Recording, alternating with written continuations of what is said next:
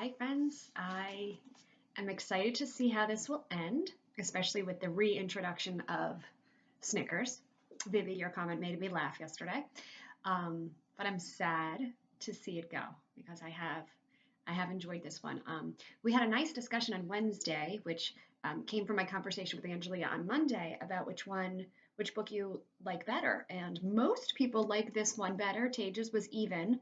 Angelia, Austin and I like the one and only Ivan better, but a lot of you like this one better. I have to say, I think Bob is funny, and it's not even internal dialogue. I guess he talks, but I guess it's internal because dogs don't really talk. His internal dialogue makes me laugh. His comments are sarcastic and funny, but as I mentioned to Angelia, um, Ruby and Stella and Ivan and the mall, the circus at the mall. I very much enjoyed that one. This one is significantly different with the storm that comes through, and um, but I still love it when Ruby's around and Ivan's around. So there's definitely pros and cons to both. It's also hard to vote when we haven't even finished this one yet. Maybe I'll love this one more once we're done. Anyway, enough with the chit chat, etc. Let's get at it. The next chapter, as you know, is Snickers again.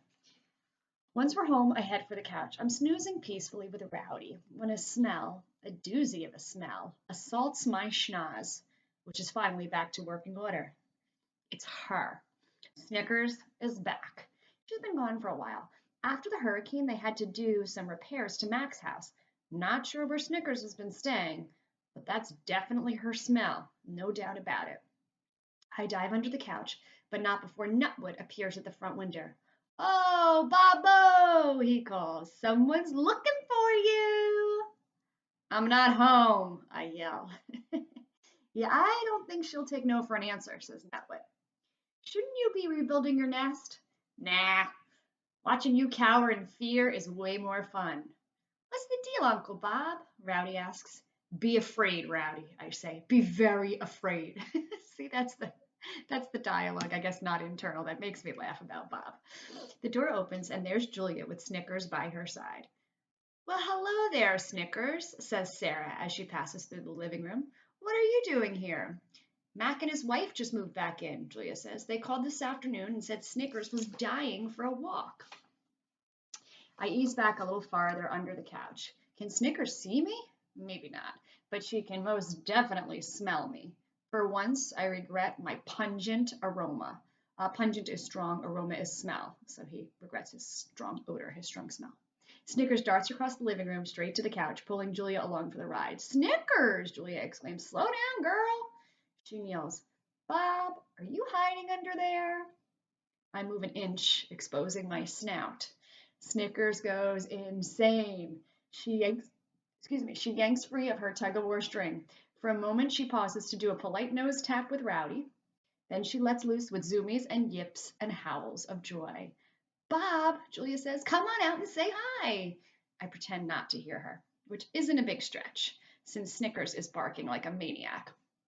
"Robert," says Julia. Robert, the formal name of Bob.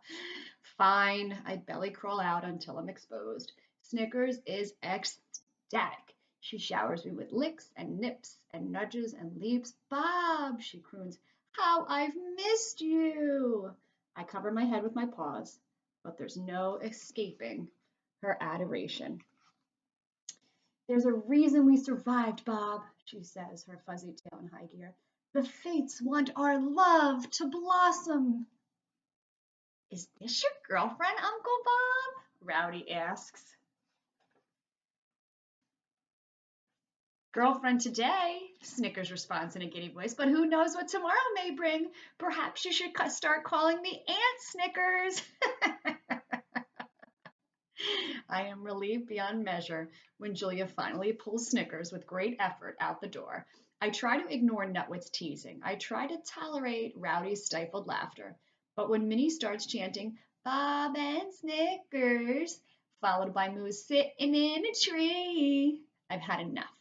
I head for my doggy door, ignoring the popcorn and guinea pigs, and I try to locate my dignity. Next chapter says, "A visitor." This evening is a lot I'm sorry. This evening is like lots of other evenings. The guinea pigs are squeaking. Nutwood is puttering in his tree. Julia and Sarah and George are watching something about meerkats on the Nature Channel. I've just settled in with Rowdy on the couch when George drops a cookie on the floor. I leap into action. Robert, says Julia, leave it.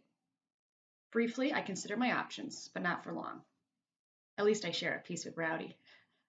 So we have to make an inference there. Did he leave it? Not if he's sharing a piece. You are hopeless, Julia says, but I love you anyway. So we just made an inference. We just had to draw a conclusion. It never said that Bob ate the cookie, but we can tell because he shared it with Rowdy. And then Julia says, you're hopeless, but I love you anyway. She wouldn't say that if he had left it. Hopeless. No hope for you. And that's when we hear the bark. It's coming from the porch. That's weird, says George. Guys, is it Boss? I'll check it out. Julia runs to the door and pulls it open. She hesitates. I got the chills. She looks over at me, back at the porch, back at me. Bob, she says, I think it's for you. And it is. Boys and girls, this is the last page of the story. Next, we have the author's note, but we really have to draw a conclusion here. Who's at the door? I would say it's Boss. The next one could be the one and only Boss. Oh, that was a great ending, boys and girls. I really enjoyed that ending.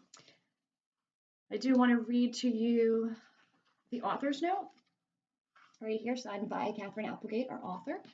It says, dogs, aren't they just the best? If you answered no or even yes with a hint of ambivalence, what is wrong with you? We have a lot of dog-loving friends in our class. Sorry, even if you're not on Team Canine, I'm sure you're a swell person. Maybe you're a cat fanatic or a guinea pig fan. I get that. I love all kinds of creatures, right down to tarantulas and naked mole rats. And I'll admit that some dogs are easier loved than others. My own mutt, Stan, is a case in point. Mercurial, needy, narcissistic, he's not exactly the poster dog for man's best friend. Still and all, when Stan cuddles up just so, usually while I'm busy on my laptop, he somehow manages to pull off that mysterious canine magic trick. He makes me feel a little bit better about life. Stan also serves as my muse, albeit sporadically. As a matter of fact, Bob, the narrator of this novel, was modeled on Stan, right down to the misanthropy, the gluttony, and the odor. Misanthropy, the gluttony, and the odor.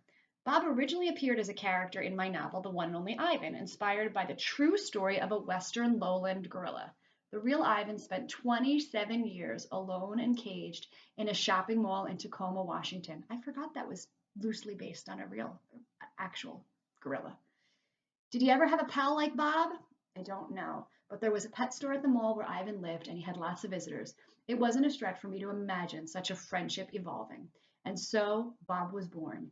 He had to be tiny to fit in a hole in Ivan's cage. He had to be wily. He had to be a street dog, tough and blunt and no nonsense. You can imagine my delight when I learned that the inimitable Danny DeVito would be voicing Bob in the Disney The One and Only Ivan movie. Yep, that's Bob, all right. Danny DeVito is a pretty famous actor, friends, and he's doing the voice of Bob in the movie that comes out in August. Bob's had a tough life. He's seen the darker side of humans. He doesn't really get the whole man's best friend thing. His best friend, as it happens, is a gorilla. He's carrying some pretty heavy baggage for such a little dog, and he faces down a lot in this story. Tornadoes and owls, floods and wolves, terror and guilt and self-doubt. But through it all, Bob never loses his tiny mutt swagger. I love that, tiny mutt swagger. And he never stops listening to his good dog heart.